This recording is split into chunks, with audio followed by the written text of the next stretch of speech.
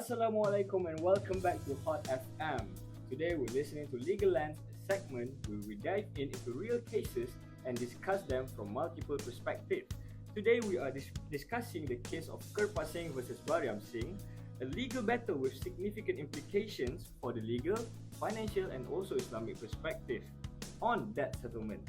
Joining me today are three incredible guests. Mr. Alif from Christopher Lee and Ong, a lawyer. Mr. Isma, CFO of Maybank Kajang, and also Ustaz Afif, an Ustaz from Madrasah Al-Tafiz Al-Mukarramah. Thank you for joining me today. Thank you. Shukran. So, for our topic today, Kerpa Singh versus Bariam Singh, let's first take a look at the short video showing how all these disputes starts and end. So there, let's go take a look. This is a story of a man named Bariam whose life had been shaped by poverty. Born into a humble family in a small rural village, he struggled with his life. To make ends meet, Bariam had to turn to something else. He started working at a local stall in the village market, selling whatever goods he could, fruits, vegetables, or small household items. They didn't pay him much, but it was enough for him to support his son and keep a roof over their heads. At one random day, someone who ate at the stall left something on the table. Bariam glanced at the table and saw a folded piece of paper lying there. He picked it up and opened it. Bariam stood still for a moment, unsure whether he wanted to borrow or not. His mind raced with questions, but one thing was clear. He had the chance to ask for help if he wanted to. Bariam thought long and hard before deciding to take the offer. The next morning, he nervously made his way to Kerpa's office. When he arrived, Kerpa was already there, waiting for him. After a brief greeting, they got straight to business. After a long discussion about the interest, repayment and also the conditions, they finally agreed. Kerpa would lend Bariam 8,869 ringgit 95 cents. With a firm handshake, the deal was done. Bariam left the office with a happy heart and happy mood, feeling both relief and pressure. He had the money now, but the real challenge was just beginning. On an ordinary day at home with his son, Bariam Singh suddenly suffered a heart attack. Despite attempts to seek help, he tragically passed away. His unexpected death, with no prior warning signs, left his family in deep sorrow. Due to that, his son Gurbakash Singh represented his late father to settle the debt. After that, his son sent a check along with a letter to Kerpa Singh stating that he offered 4,000 ringgit in full satisfaction of his father's debt and endorsed a check for the amount, stipulating that should Kerpa Singh refuse to accept his proposal, he must return the check. The main points of contention were Kerpa Singh's legal entitlement to reclaim his right to obtain the money that was due to him as a result of Bariam Singh's non-payment of the loan. In order to enforce and retrieve the borrowed amount, the matter turned into a court battle. The check 4,000 ringgit paid by Bariam's sons was being cashed out by Kerpa Singh or his solicitor without explicit rejection or clarification. After receiving the bankruptcy notice, Gurbakash Singh filed a lawsuit to claim the right to a title as someone who is no longer bankrupt and the settlement agreement. In order to settle this case, Bariam into the court battle to protect his rights.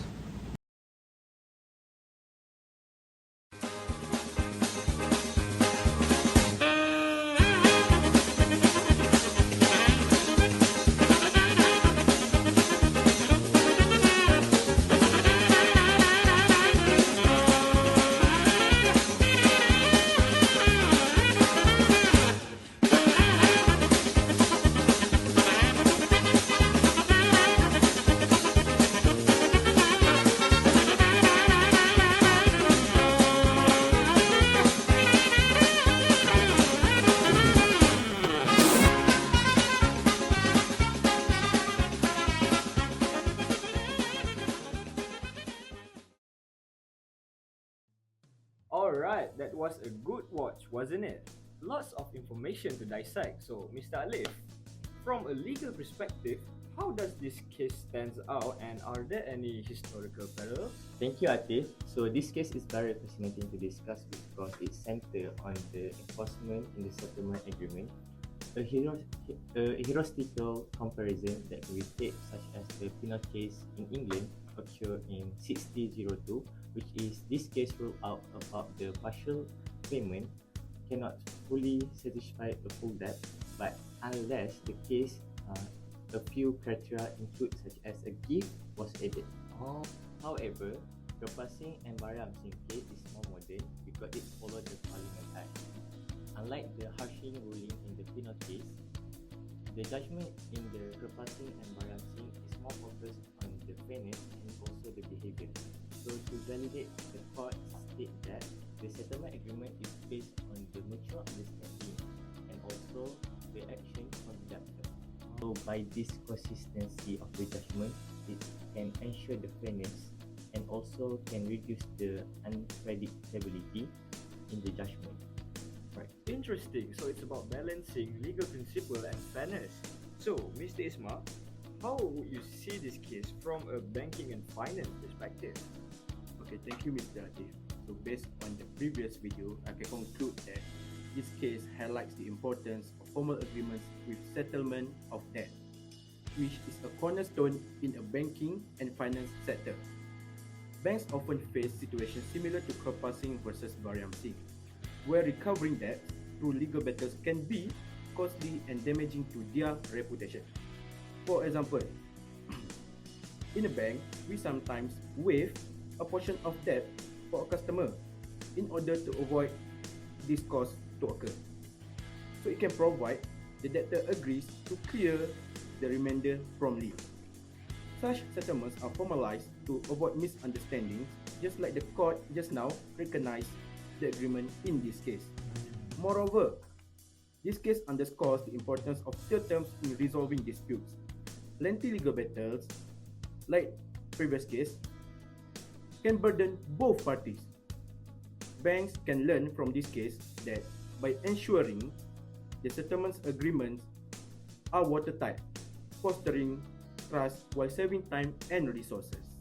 Alright, so from banking and finance perspective, it's all about mutual benefits and clarity in agreement. So, Ustaz Afiq, how does Islam approach that disputes like this one? In Islam, that is treated with utmost seriousness. There's a concept in Islamic finance called as Qard Hasan or benevolent loan. It is reflecting the emphasis on kindness and mutual assistance without Allahumma salli ala Muhammad, without exploiting others. Yeah, and I have a dalil from Surah Al-Baqarah, verse number 282. Let me read because I'm not a hafiz. أعوذ بالله من الشيطان الرجيم ولا تسأموا أن تكتبوه صغيرا أو كبيرا إلى أجله, which is do not feel burdened to write it, which is your debt. Okay, whether the transaction is small or big. Here Allah subhanahu wa ta'ala wants to emphasize that we should be particular about our debt. Okay, so this case, this law case is aligned with Islamic principle, like how Mr. Alif told us about Kerpa and Bariam's case. Why it is aligned with Islamic principle? Because the son has the effort or the audacity to settle his late father's debt, even though it's already arwah, right? So it shows that the Islamic principle is there, which is the responsibility to settle the debt even after death. It is what Islam really stress about. I have another dalil in Surah An-Nisa, verse number 11, and also I'm not memorized the ayah. Let me read, okay? Which is أعوذ بالله من الشيطان الرجيم من بعد وصية يوصي بها أو دين. Okay? Sadaqallahul Azim reminds us that debts must be settled before inheritance is distributed. However, the legal dispute arose with differing interpretations of partial payments, right? Yes. Alhamdulillah. So in Islam, partial payment is allowable and can be completed if the both parties is agree to the partial payment to be executed. Here's the court's decision to validate the settlement agreements aligns with the Quranic value of mercy and mutual understanding, as highlighted in Surah Al-Baqarah again, verse number 280. And still, I need to memorize the ayat. It's okay. أعوذ بالله من الشيطان الرجيم وإن كانوا ذو عسرة فنظرة إلى ميسرة. Right? Which encourages patience and even forgiveness in cases of financial hardship. Allah. Thank you, Ustad. So it's really enlightening to see how Islamic teachings prioritize compassion and fairness in such situations. So, but Ustad, you did mention about mutual understanding, was it? Yeah. Is that the same as ta'awun? Yeah, mutual understanding is almost similar to ta'awun, which is mutual assistance. Oh, Like in takaful, right? yeah, alright. And ta'awun is applicable in this case. Oh, I see. Alright, so Mr. Alif, do you think the perspective given by Ustaz Afiq influenced the modern legal system? So I will say that I will strongly agree with the statement from Afiq. In this, we actually know that actually the legal system are secular, and we can see that actually the principle of the fairness and also mutual understanding, mutual benefit is actually aligned with the ethical.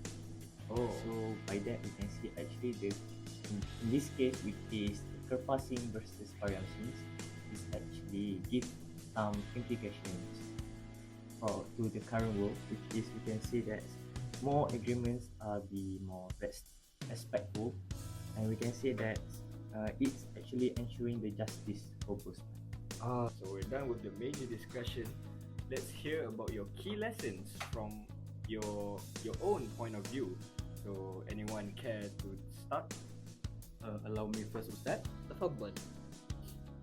Transparent agreement not only resolve dispute, but also maintain trust, which is invaluable in financial relationship itself.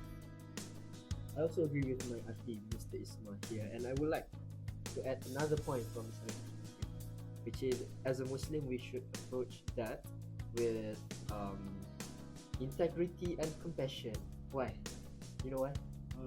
Why? Because by ensuring and honoring commitments and help those in hardship, we could foster a compassionate community, which is, or to be accurate, to be more specific, the Muslim community, so that we can live in a happy community that seeks for Allah's blessing. Well, that wraps up for today's episode of Legal Lands. So I think, as we discussed, we can strongly agree with the decision from lower court and high court, based on the videos, because we can say that they did the best to ensure fairness in solving this case.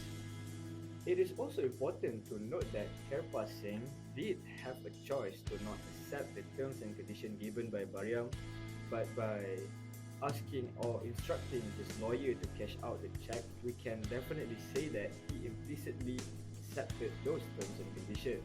And I think this is the part where we can say that it is really important for us to have personal responsibility and also clear communication with other people to ensure the best outcome from possible cases. From Mr. Alif's insights into legal consistency to Mr. Isma's perspective on practical financial settlement, and Ustaz Afiq's emphasis on the moral and spiritual responsibilities of that, it is clear that resolving disputes is not about the letter of the law, it is also about understanding, cooperation, and empathy. Thank you to our esteemed guests for their valuable insights, and to you for tuning in. Join us next week for another deep dive into fascinating case. Until then, take care, stay informed, and keep the discussion alive. This is your host Atif Adam signing off on Hot FM Music Terhangat.